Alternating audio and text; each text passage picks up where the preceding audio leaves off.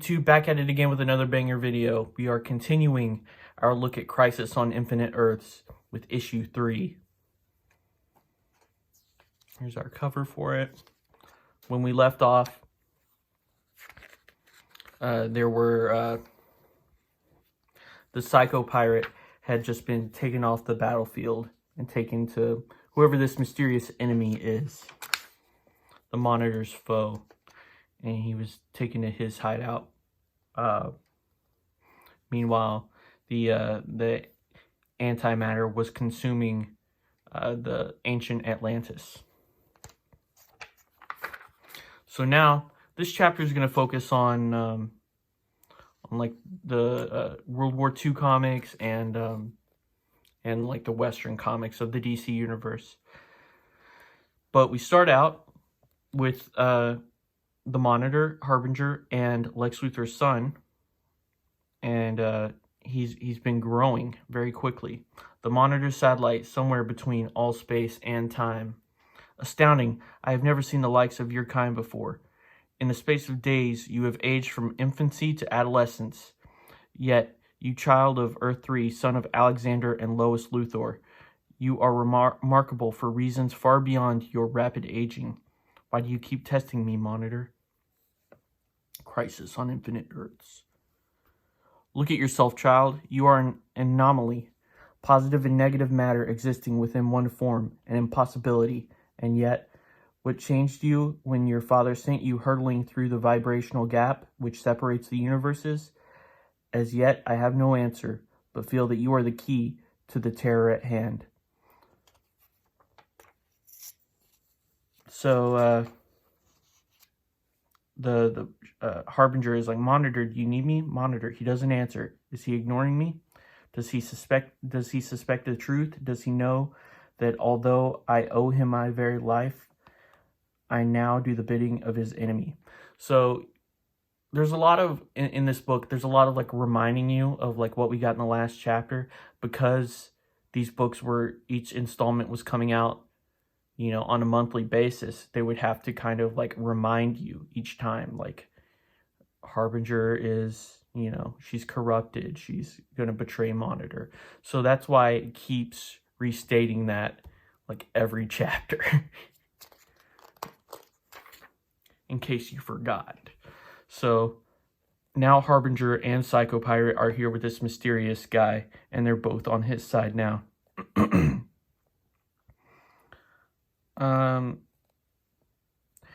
Psycho Pirate, he's kind of like against Harbinger. He says, she's unstable, master. Her mind's a jangling mass of contradictory emotions. If you want, I can instill blind loyalty in her, or love. Would you rather that? Just keep your emotion-controlling powers to yourself, Psycho Pirate. Harbinger will do as I require. Before long, she will slay the Monitor, and that alone is enough reason for me to keep her alive.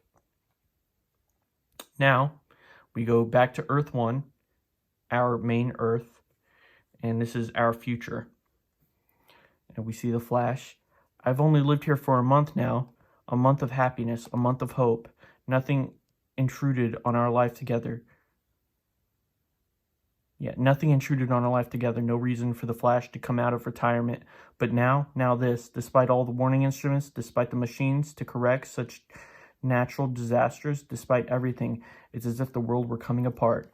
So he's seeing all these like natural disasters, these volcanoes just popping up out of nowhere. And he said, it's coming right at me. Only one hope, one chance. I pray to, and then he vibrates. Either he's probably time traveling. Earth 1, July 1985, and the end of the world at hand. And the end of the world is at hand. We see the Teen Titans. We see Beast Boy or Changeling. I'm not sure what he was called at this time. Starfire, Halo is her name. We have Nightwing, Wonder Girl, Metamorpho, Jericho, Katana, and Cole. I think that's this Crystal girl. I forget her superhero name.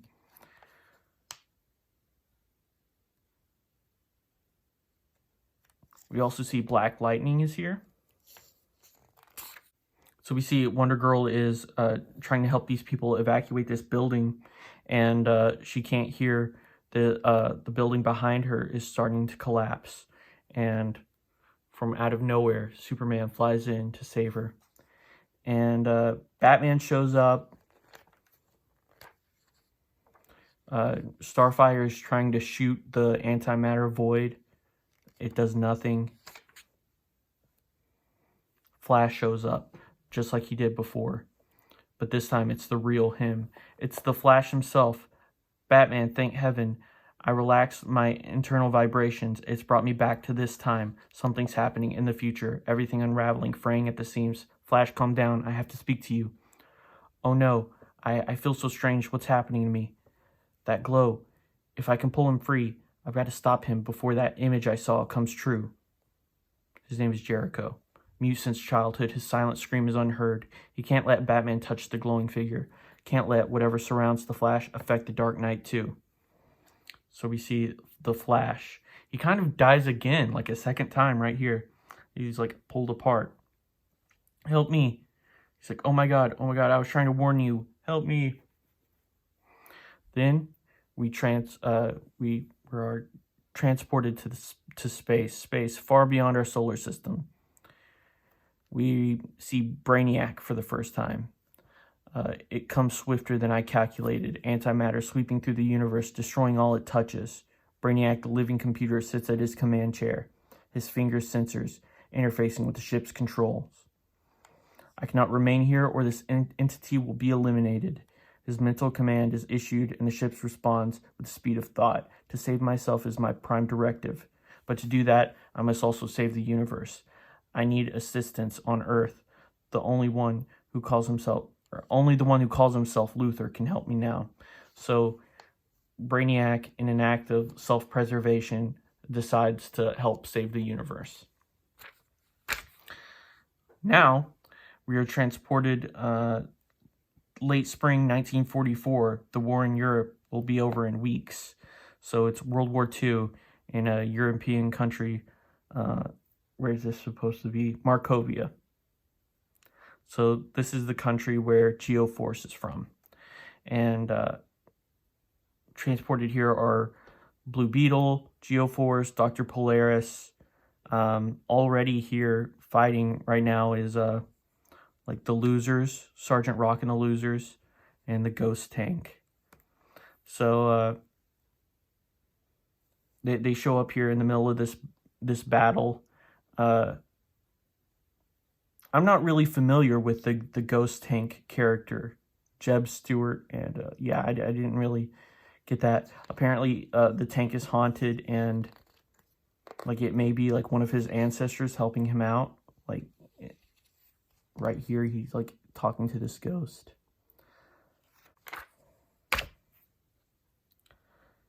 So Blue Beetle is looking out the window, and he's wondering why the Monitor has decided to send him back, because he has no powers. He's, what am I helping here? We see this killing Nazis here. Killing Nazis. We're meeting Sergeant Rock and his group of soldiers. Then these shadow creatures come out and attack, and they have to fight those off. A lot of them are killed.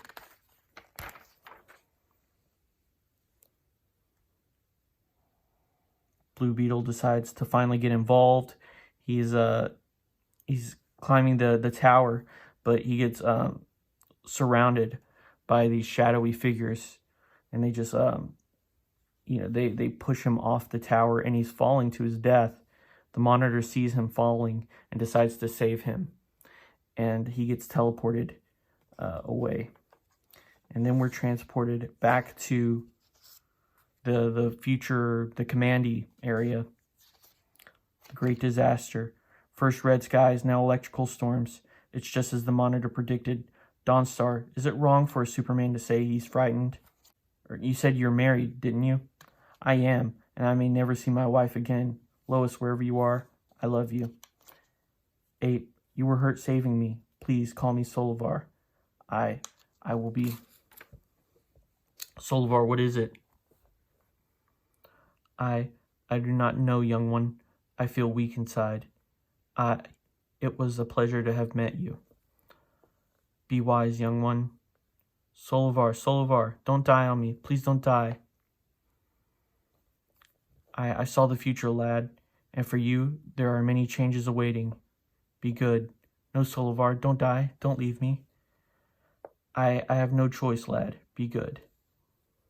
And then, I guess he was teleported away. Commandy has some abandonment issues.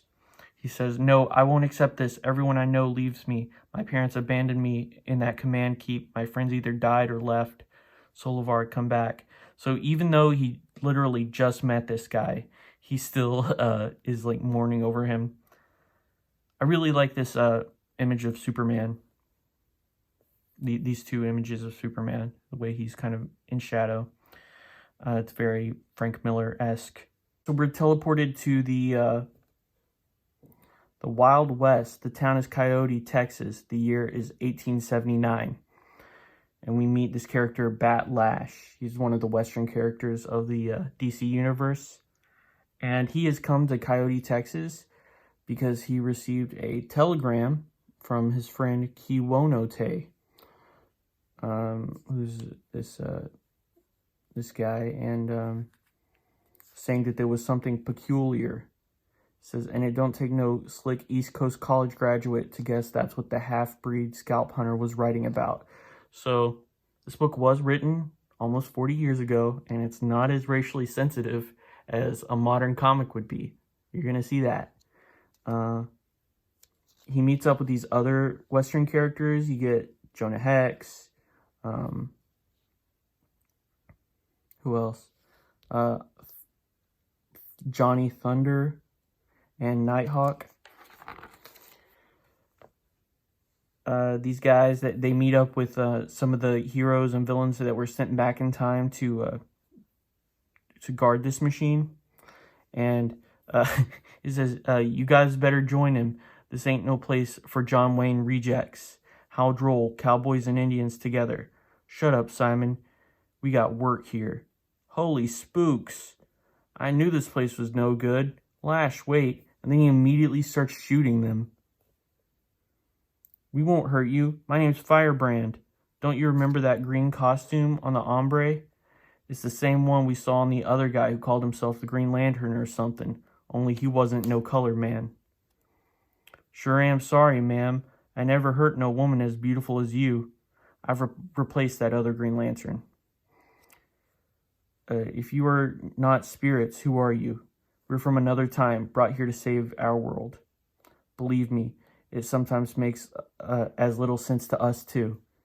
So, and of course, right on cue, they're attacked by the Shadow People, and they all have to join forces to fight off these Shadow People. This Nighthawk guy, I guess he decides to run away. He escapes out, and he's like, uh-oh, look at that. Ain't never seen nothing like that. What in blazes is going on? Everything's going crazy. It's got to be that metal machine's fault. Never did trust mechanical things. Oh, God. Oh, my God. And he sees the antimatter wave just consume everything. Metropolis, 30th century. We see the same thing is happening there. The Legion of Superheroes is trying to stop it. There's nothing that they can do. Ancient Atlantis, it's happening. The Old West, it's happening. This is the 30th century. It's happening there. Ancient Atlantis, the Old West, nothing is spared, all while one man watches. He's moved quicker than I expected. Instead of days, only hours remain. The Earths are doomed. Still, my machines are in place, and my agents are at their posts. It is time for my plan to begin. Wrong, old fool. It is time for you to die. Next issue. This is the big one. The end of the multiverse. When worlds die. So it's finally come to that time where it's time for Harbinger to betray the Monitor. It's been mentioned for 3 issues now, and they keep reminding us that, hey, she's bad. This is going to come back to haunt us.